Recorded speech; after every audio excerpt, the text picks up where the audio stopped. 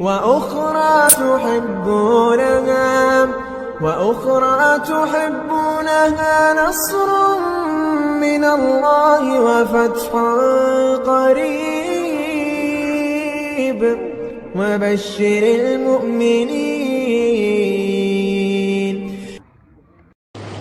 وذلك هو الفوز العظيم. بسم الله الرحمن الرحيم. إذا جاء نصر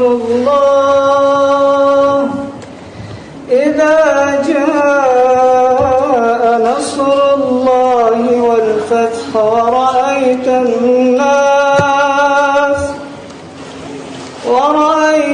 الناس يدخلون في دين الله أفواجا فسبح بحمد ربك واستغفره إنه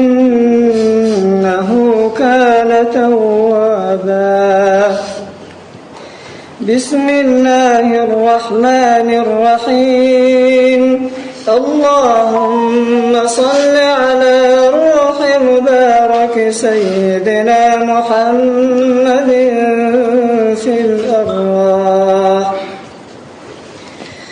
وعلى جسده في الأجساد وعلى قبره في القبور وعلى آله وصحبه وبارك وسلم.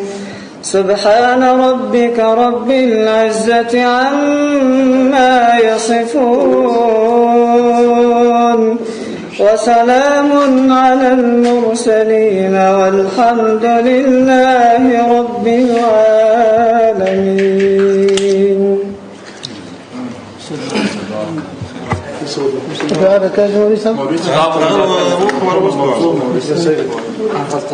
السلام عليكم ورحمة الله وبركاته. الله أكبر ولله الحمد. بعد 20 عاما من الصبر والثبات على الحق، حركة طالبان الإسلامية تنتصر في أفغانستان. بعد 20 عاما من الجهاد والعزة، هذه الحركة الربانية تكسر أمريكا المحتلة وتغتنم الترسانة العسكرية التي دعمت فيها الخونة والعملاء بمليارات الدولارات. طالبان أعلنت اليوم أنها تسيطر على كل البلاد الأفغانية بفضل الله، ليعود المجد للأمة في وقت ظن فيه البعض أن الإسلام قد انكسر. وانتصار طالبان ليس انتصارا للأفغان فقط، إنما هو انتصار لجميع كل الشعوب المسلمة التي وقع عليها ظلم أمريكا.